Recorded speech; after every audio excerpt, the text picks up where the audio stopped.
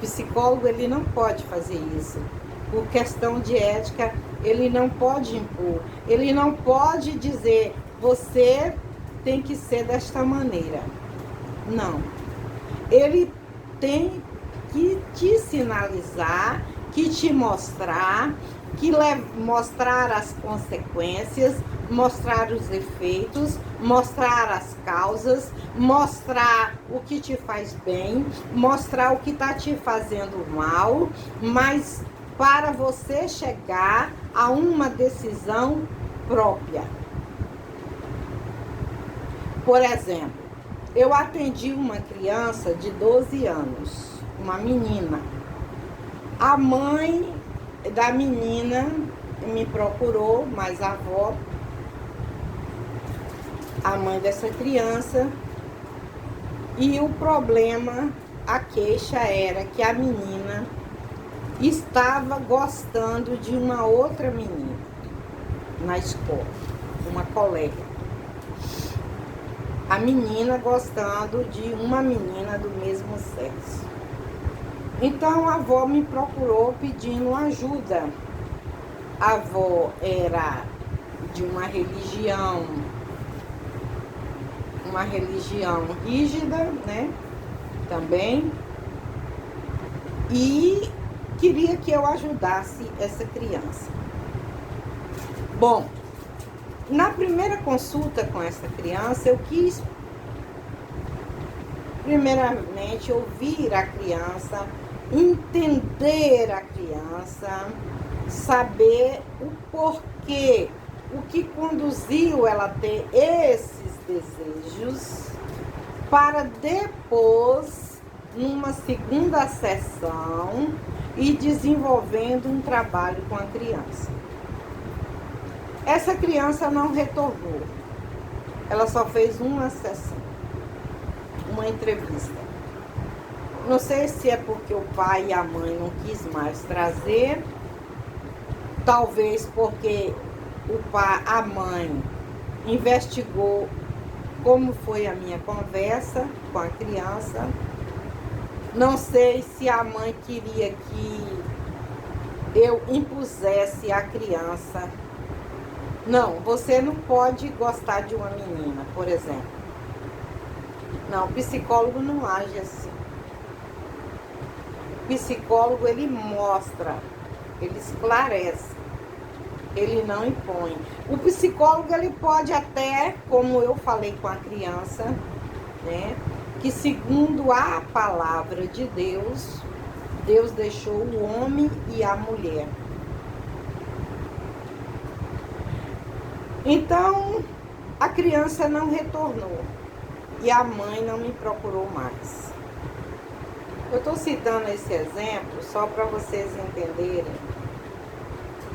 a postura do psicólogo, que ele não pode impor, você tem que ser hétero, ou você tem que ser homo, é bom ser homo, é bom ser hétero. Não, o psicólogo tem que fazer você descobrir o que te faz bem. O psicólogo, ele tem a obrigação de fazer o paciente a descobrir o que é melhor para ele, o que ele acha que vai fazê-lo ele estar bem, estar feliz, estar bem com ele mesmo, consigo mesmo. E se determinadas escolhas não está fazendo ele bem, o psicólogo vai auxiliá-lo e ajudá-lo a seguir um novo caminho que o paciente escolher. Então, voltando, nós psicólogos, nós obedecemos o código de ética do psicólogo. E o psicólogo, enquanto terapeuta, ele é um farol. Ele conduz o paciente e auxilia o paciente. O psicólogo é um facilitador.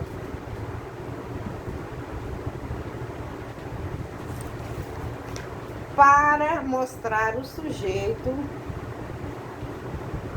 o que é melhor para ele. O psicólogo, ele quer, o objetivo dele é fazer com que o sujeito seja um ser no mundo, um ser agente no mundo e atuante no mundo, e não um ser do mundo. Porque um ser no mundo, um ser no mundo, um ser que está no mundo, que está sobre a terra, pisando na terra, e não um ser da terra. É diferente. Existe uma diferença. Ser um ser no mundo e ser um ser do mundo. Ou seja, o mundo não pode sufocar o ser humano. O ser humano é que tem que ser agente no mundo. Então, o mundo não pode mudar. Ou seja, você pode se adaptar, mas não perder a sua essência.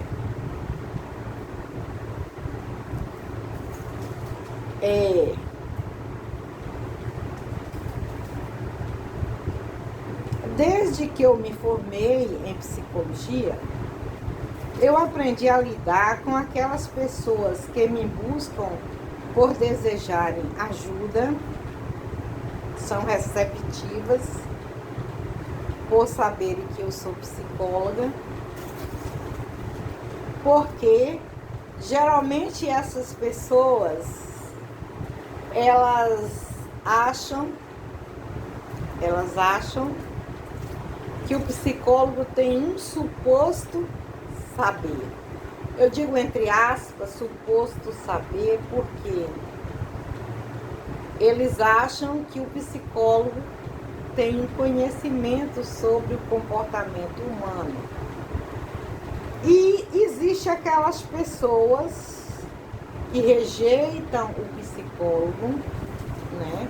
Que evita o psicólogo por acharem também, pela mesma razão, que o psicólogo tem um suposto saber e que o psicólogo pode pôr em risco os seus segredos, a sua individualidade. E às vezes essas pessoas não querem se expor. Então, essas pessoas veem o psicólogo como uma ameaça. Então, eu aprendi a lidar com pessoas que buscam, que querem estar perto de mim, porque querem ajuda, e aquelas que me rejeitam. Aprendi a lidar com esses tipos de pessoas e também com aquelas pessoas que acham que elas já sabem tudo, que elas não precisam de um psicólogo, porque elas acham que elas detêm o saber e que são onipotentes. Enfim, tem um ditado que diz que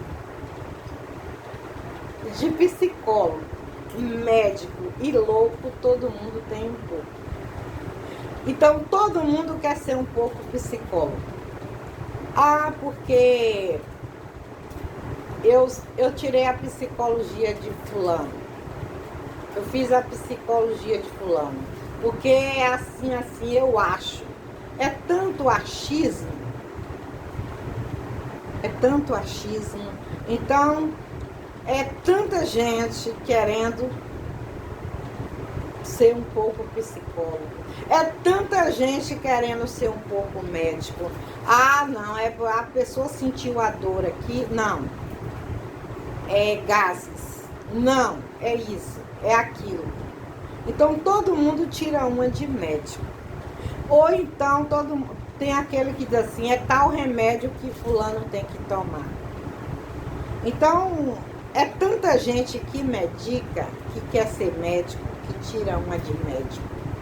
Porque às vezes até o médico, quando o paciente diz que está sentindo uma dor, até o médico, para saber exatamente de que se trata, que órgão que está sendo afetado.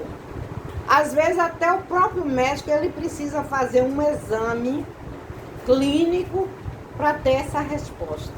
Mas muitas pessoas acham que sabem e tem essa resposta pronta. E o louco é que todo mundo, por mais racional que seja, às vezes sai do seu equilíbrio e tira uma, às vezes, de louco. Então, esse ditado é muito comum, que de psicólogo, médico e louco, todo mundo tem um pouco. Bom, o que eu quero falar aqui voltando ao assunto, que eu trabalhei num município em que a secretária de educação, sempre que ela ficava diante de mim, ela tinha um cisto nervoso tão grande, o xiste dela era tão grande que ficava exacerbado e incontrolável. Para quem não sabe, o xiste nervoso é uma fuga a uma situação indesejada, né, que o corpo responde em forma de xiste. Existem vários tipos de xistes e cada pessoa que tem um xiste, ela desenvolve o xiste de diversas maneiras. Eu uma vez conheci uma criança que ela tinha um xiste de cheirar a ponta dos dedos. Volta e meia ela pegava e cheirava as pontas dos dedos. Então, eu não vou entrar assim para esclarecer como é que se forma o xiste, porque o xiste, ele se forma devido a uma situação em que a pessoa passa. Por exemplo, já tive pacientes que foram abusadas sexualmente e que desenvolveram um xiste, um hábito de estar sempre lavando as mãos. Em outras palavras, inconscientemente, aquela pessoa lava as mãos de uma forma assim veemente, de uma forma incontrolável, porque é como se aquela pessoa quisesse se purificar daquilo que ela passou, que ela viveu. Então, o ser humano ele tem diversas formas de responder a um trauma, a uma situação nervosa, a uma situação que ela vivenciou. Então, para concluir, eu quero falar um pouco sobre um município que eu trabalhei, que a maior parte da população eram viciados em álcool. O índice de alcoolismo era tremendo naquele município. A cidade era muito fria, o clima, e não oferecia muitas oportunidades de trabalho e lazer. E isso também, analisando, eu observava que contribuía, que corroborava para esse índice altíssimo de alcoolismo naquele município. Então, as pessoas na ociosidade propiciavam aquele estilo de vida. Então, enquanto psicóloga desse município, eu lidava com famílias desestruturadas e com famílias com baixa estima, E inúmeros eram os problemas familiares e a delinquência juvenil e os problemas também na aprendizagem das crianças. Então, eu, durante esse período que estive nesse município, teve uma eleição para prefeito. E as mulheres resolveram fazer um comício das mulheres. E nesse comício das mulheres eu participei. As pessoas, como eu tinha um projeto no município, eu trabalhava com a terceira idade, com jovens, com crianças, com senhores, com adolescentes. E as pessoas me procuravam querendo apoio. E eu dizia para cada partido, eu disse, faça um projeto para a cidade que eu quero saber qual é o teu projeto. Investigue as necessidades do município, faça uma pesquisa, faça um perfil do que necessita esse município. E aí, um partido colocou no projeto para o município a criação de um alambique. Ora, como eu disse, o índice de alcoolismo era grande. As pessoas bebiam muito cachaça. Não era cerveja, era cachaça mesmo, logo de manhã cedo. Muitos, o café da manhã era cachaça. Então, eu sugeri ao outro partido que fizesse um projeto.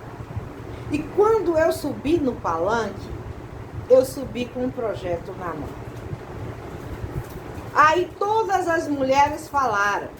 Eu disse, deixa eu por último. Deixa eu por último. Quando chegou a minha vez, que eu subi com aquele projeto na mão, porque eu já tinha orientado aquele candidato às necessidades da cidade, do município. Quando eu mandei ele preparar aquele projeto, eu instruí e subi no palanque com aquele projeto na mão. A praça estava repleta de pessoas. Eu mostrei a realidade, o que estava acontecendo naquele município, os problemas que eu enfrentava com aquelas famílias desestruturadas devido ao índice de alcoolismo, as crianças desestruturadas, os problemas na aprendizagem. Eu mostrei aquela comunidade, o que estava acontecendo devido ao índice grande de alcoolismo. E disse, agora vocês vão seguir por esta cartilha. Eu chamei o projeto de cartilha. Vocês vão rezar por essa cartilha. Disse em cima do palanque. Vocês decidem se vocês querem rezar por essa cartilha, seguir essa cartilha, ou se vocês querem o outro projeto, que é a criação de um alambique na cidade. Então, naquele dia e naquele momento, eu decidi a eleição. Eu decidi a eleição naquela noite. No outro dia eu só vi o comentário. Mas, doutora Cássia, é só o que o povo fala na cidade do que a senhora falou no palanque. Eu disse, tá muito bem. E o meu candidato ganhou, né? Daquela cartilha. Aí o que aconteceu? Eu enfrentei problemas no meu trabalho. Aí eu cobrei daquele candidato. Ele disse: o que é que a senhora deseja? Eu disse: o que eu desejo? Eu desejo um ônibus, merenda, lanche, para levar minhas crianças para a Vitória da Conquista. Porque eu vou desenvolver um trabalho com as crianças e eu preciso do seu apoio. Ele disse: muito bem. Fiz um trabalho lindo com as crianças no ginásio de esporte Raul Ferraz, em Vitória da Conquista, onde as crianças apresentaram uma peça que eu escrevi, cujo nome é Mensagem do Céu. E aí, eu lidava com... Eu já falei sobre inclusão, já citei que a inclusão foi aprovada no Brasil quando o Brasil não estava preparado para receber essas crianças especiais, nem com estrutura física, com banheiros, professores, funcionários preparados. E nesse município eu tinha um professor específico que tinha umas 7, 8 ou 10 crianças com problemas. Cada uma com um problema diferente. E aquele professor dizia assim para mim: doutora, me ajuda. Eu não sei o que fazer com essas crianças. Eu não sei como lidar com essas crianças. Eu não sei como ajudar. E aí eu fui àquele prefeito e eu disse: eu preciso da sua ajuda. Ele disse: o que a senhora deseja? Eu disse: olha, eu desejo que alguns professores que trabalham com crianças especiais, que tenham o apoio de fazer o curso, de participarem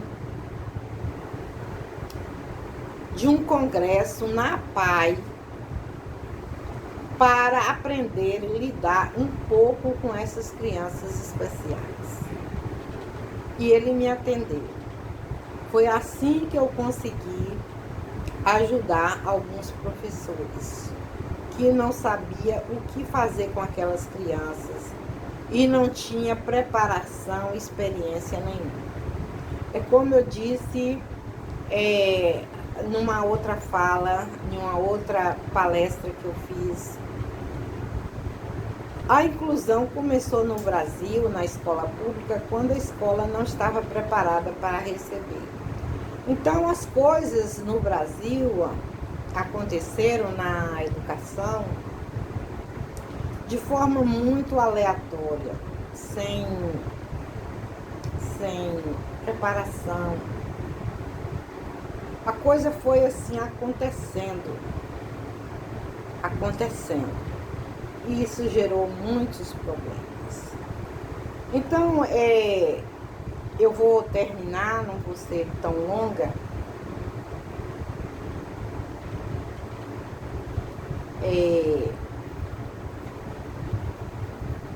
Eu quero falar agora, relatar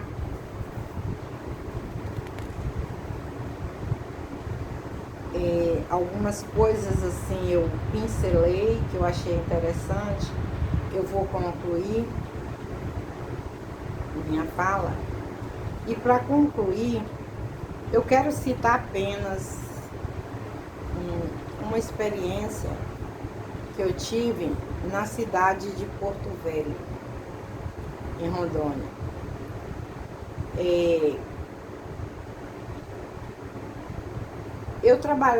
Eu atendia como psicóloga numa escola no turno da noite.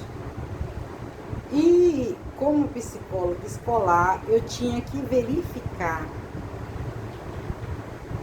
a questão da evasão escolar. E aí eu chamei um jovem que faltava muito às aulas para conversar, para saber o que se passava com ele, porque ele estava tendo tanta falta. E investigando ele, eu percebi que o trabalho dele, ele trabalhava durante o dia e estudava à noite.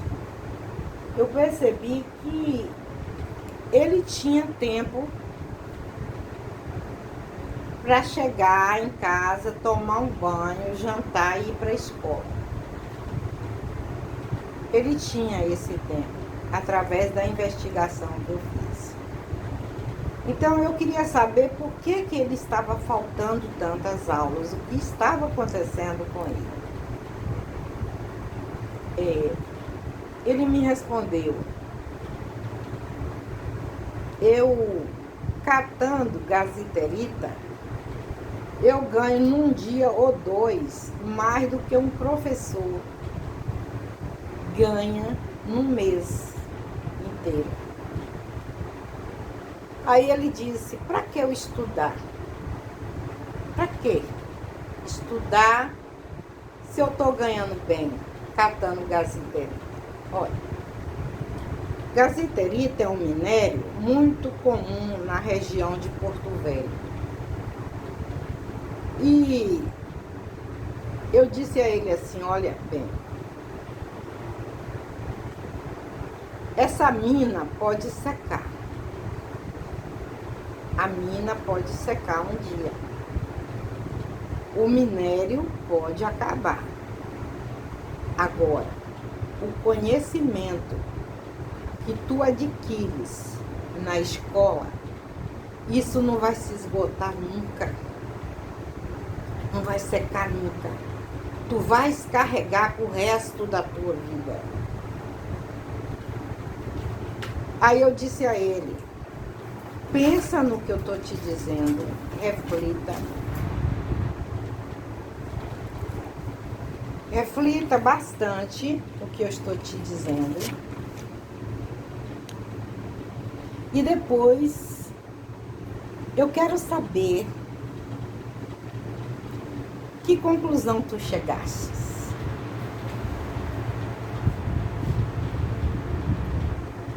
Então, eu acho muito interessante levar o jovem a pensar, a refletir. O jovem precisa pensar. Volto a dizer o que é brasilidade. Brasilidade é pensar. E eu observo o seguinte, que uma camada da sociedade brasileira pensa, enquanto a outra camada não pensa. Quem são os pensantes? Quem são os pensantes? Os pensantes, os pensadores, são geralmente aqueles que conseguem chegar ao banco de uma universidade. Porque quando eu entrei numa universidade, eu percebi o quanto é importante fazer uma universidade. Por quê? A primeira coisa que tu aprendes quando tu entra numa universidade é questionar, é indagar o porquê disso, o porquê daquilo. Então tu tens que questionar o tempo todo. Tu aprendes a questionar. Tu aprendes a se raciocinar, a querer entender, a conhecer mais e mais e mais. Então, tem uma camada que pensa e tem uma camada que apenas vive, vegeta e não pensa. E o que está acontecendo com esses jovens? A maioria dos jovens não estão pensando. Por que não estão pensando? Principalmente esses jovens que vivem à margem da sociedade. nas favelas, por exemplo, que se envolve com coisas ilícitas, com drogas, porque querem o que? O dinheiro fácil, devido que a sociedade, a própria mídia, é mostrar a importância do ter. Se propaga muito ter. Eu tenho, eu possuo. Ao invés de se propagar o ser.